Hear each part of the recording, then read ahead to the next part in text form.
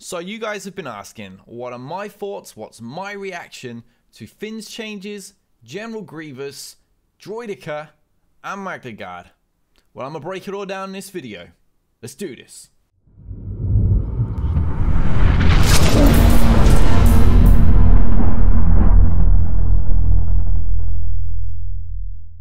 So, the weekend's been fairly interesting. A lot of people have been hitting me up with questions relating to Finn's rework. And honestly, it's a little bit frustrating for me. I mean, I'm just going to skim through this way. I'm not going to read this out. You guys can read this on the forum. I'm not going to pap my video out just chatting about it. But, you know, looking at the kit, I'm a little frustrated with this. I'm a little frustrated with this change. I'm really frustrated with the fact that the Zeta is not going to be refunded. I mean, if we're looking at the basic here right now, we're going to get some damage stack on his basic, which is fine. His special, we got some health, we got some determination, a new buff by the look of it, and stuff like that. The other special looks like it's been juiced to, you know, to really affect the raid bosses and stuff.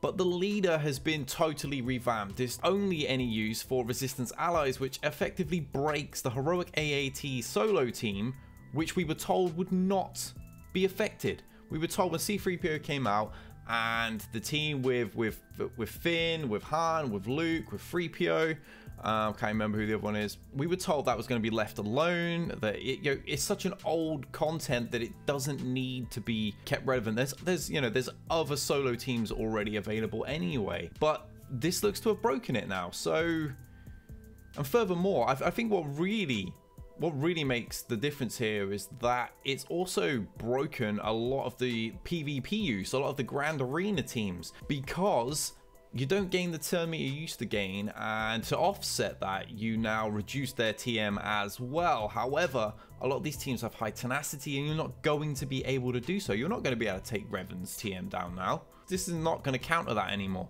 There's other teams as well, which, you know, you can mod them quite effectively with tenacity, and now this is not going to work. So not only does this nerf the heroic Sith phase 3, which is fine, I agree with that. I thought that was quite cheesy. A lot of us have developed teams. I didn't really like that. I wasn't even a big fan of the fact how it could cheesily beat Revan. But I thought the tank was being left alone. I thought the other team purposes were being left alone, because now a lot of the teams that we could use this for to take out, we can no longer use purely because C-3PO has come out. So the original purpose of us actually using the Zeta is now null and void. Looking at this kit, Finn is still a good character, that goes without saying. However, he no longer really feels like a leader. He kind of feels like a fifth member for a Jedi Ray team now. I personally hope and would encourage Capital Games to actually refund this Zeta now. I've got no use for this Zeta. The teams that I would have used this against, I now can't use it against. So, you know, I don't get it. We were given Barris's back, we were given Daka's back.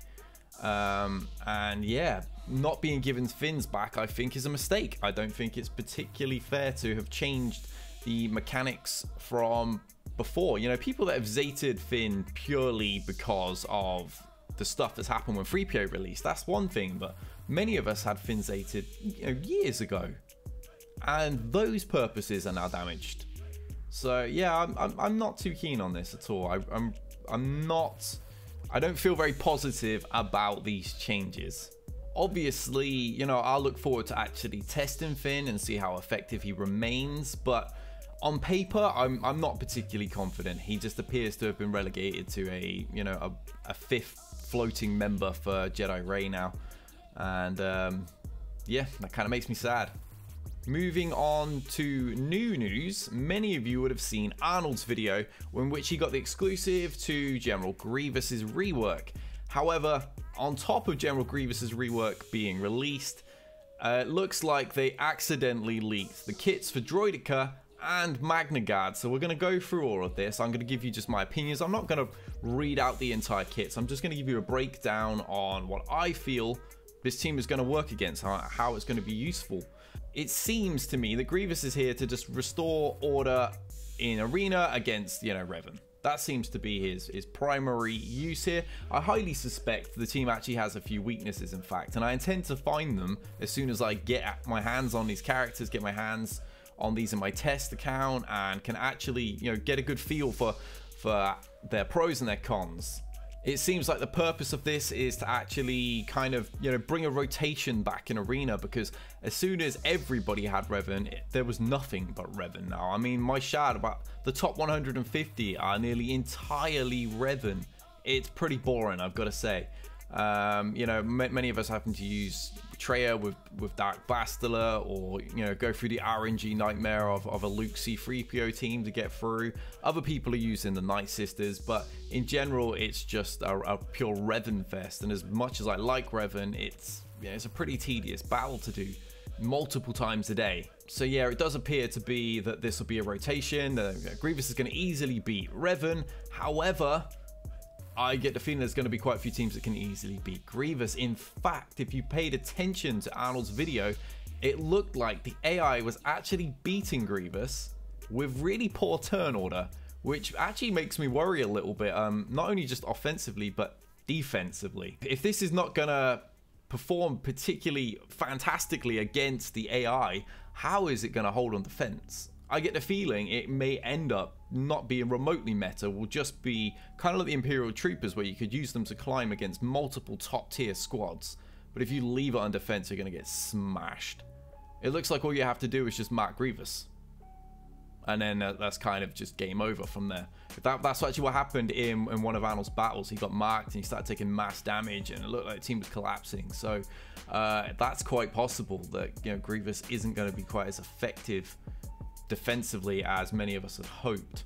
On the plus, you know, it really did annihilate a lot of those Revan teams quite effectively, and looking at the kit, it's clearly going to do very well against the Bastila teams too. I would say one of the glaring weaknesses that I spotted would be to Canderous and to Dark Bastila. It looks like where Grievous can actually put marked on one of his own allies, or Canderous does considerably more damage to those. You know, Bastila Fallen is also making gains against that kind of team, which kind of just feels like they're being prepped to be destroyed by a future Darth Revan team in which we would use Canderous and Darth Bastila. So this could quite possibly be a non-meta way to actually climb against Revan until the true counter, which would potentially be the Darth Revan team featuring those two characters, will actually release, and, you know, be a proper hard counter in which the Revan team can't just knock you back straight away. Just looking over Grievous's kits, I mean, we can see we got what, heal immunity, can't be evaded and countered, more damage based on your max health. And I actually predicted back when we saw B1's kit that clearly Grievous was going to be, you know, heavily based around health. So judging the rising damage based on health, we're going to be actually running health mods. It'd be quite nice to have a character who's really solidly built around those mods, because most of us are going to have a huge surplus of those. I mean, I myself have so many decent health mods, and very few characters that actually really effectively use them. Then on the special, we got target lock, we got turn meter reduction. His following special, we got health steal up. We got more physical damage based on his max health. We got some stuns in there. They're gonna lose max health as well. We've also got a nice bit of turn meter gain on his leadership based on target locked enemies being damaged. That could quite possibly open up some use for IG-88, in fact. His unique also looks pretty nice. Not so effective if you're going to use some light side droids, so you might not want to be putting L3 or Chopper in the squad, but I mean, it remains to be seen quite how effectively they work. I mean, they've got very, very good kits.